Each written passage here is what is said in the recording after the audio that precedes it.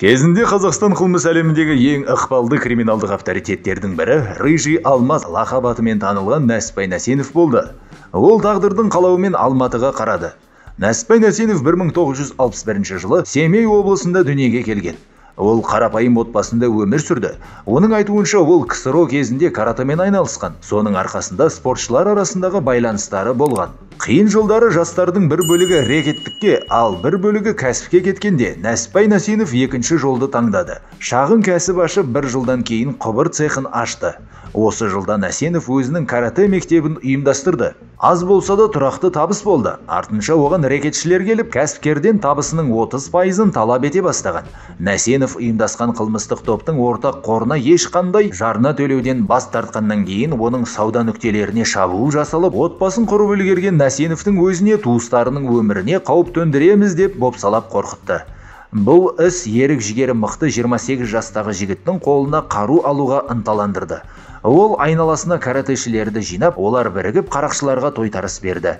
Бірақ іс жүзінде кім күшті болса, соның сөзі дұрыс болатындығын түсініп, заңның ала жібін аттады. Көп ұзамай Нәсіпбай Нәсенов командасы Алматыдағы кәсіпкерлерді қарақшылардан қорғауды ұсына бастады. Саудагерлер келісіп, өздерінің қылмыстық кришасын өзгертті. Сол кезде Нәсенов Рыжий Алмаз деген лақап атқа ие болды. Бір кездері Нәсеновтің өзі сияқты ақша төлеуден бас тартқан кәсіпкерлерге қатыгездік көрсетілді. Оларды және олардың отбасыларын соққыға жыққан. Енді біреулерін қарумен қорқытқан. Интернет дерек көздерінің хабарлауынша, Рыжий Алмаз адамдары жәбірленушінің құлағына жақын жерден оңай атып, құлақтарын жарақаттайды екен. Рыжий Алмаз бригадасы өзінің бәсекелестеріне де мейірімділік танытқан жоқ. Әрқашан дерлік олар кез келген жекпе-жектен қарсыластарын басып, жеңіспен шықты.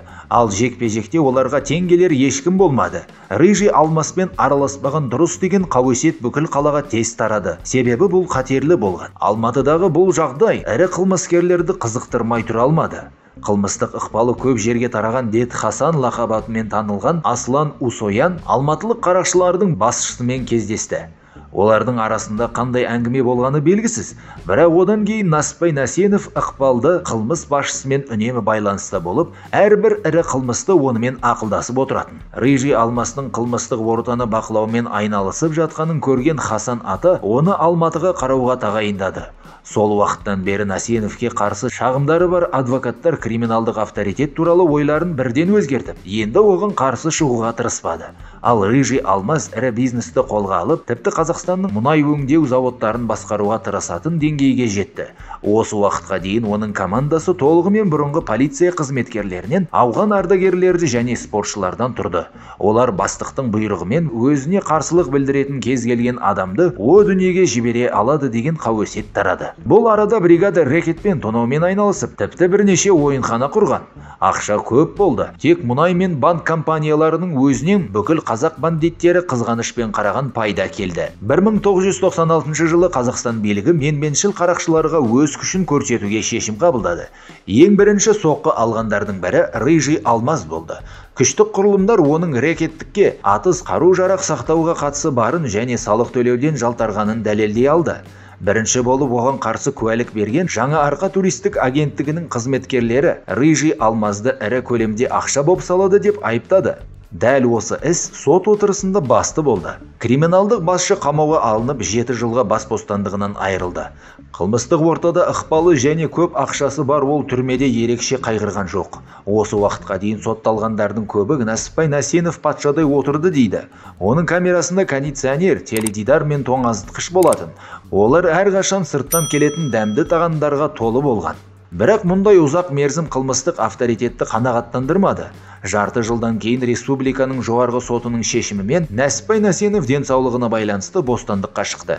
Және ол бірден Испанияға кетті. Өйткені көп ұзамай журналистер оның босап шыққаны туралы біліп, шу көтерді. Қазақстанда қалып қалу қаупі болды. Өйткені резонансқа байланысты сот шешімі кез келген уақытта жойылуы мүмкін еді. Рыжий Алмаз Барселонада біраз уақыт тұруды шешті. Онда ол Измайлова ұйымдасқан қылмыстық топ жетекшілері біреуіне тиесілі үйде қоныстанды. Дәл осы уақытта Қазақстанда Нәсеновтың соңғы үлгідегі қымбат BMW көлігін көлік тұрағында қамауға алған болатын.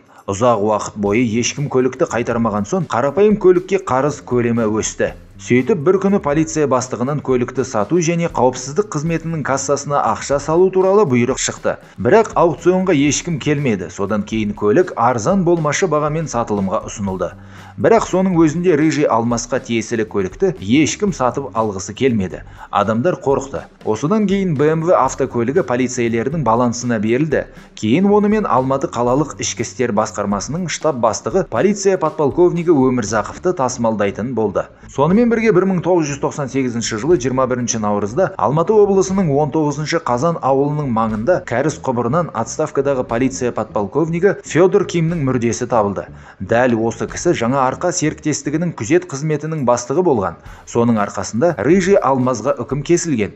Бұл Нәсеновтер тобының ісі екен деген қауесет қалаға тарап кетті.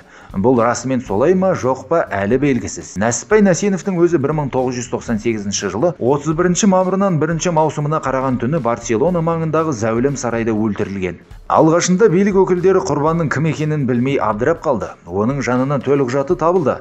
Онда марқұм Грузияның тумасы және ұлты грек болғаны хабарланған еді.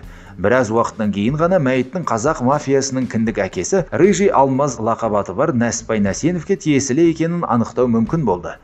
Мәйітті жүк 200 белгілеу беріп, құзырлы органдар туған жеріне жеткізген. Қоштасу рәсіміне жергілікті қылмыстық әлемнің барлық ірі өкілдері келеді деп күтілген. Бірақ олай болмады. Жерлеуге ең жақындары мен туысқандары ғана қатысты.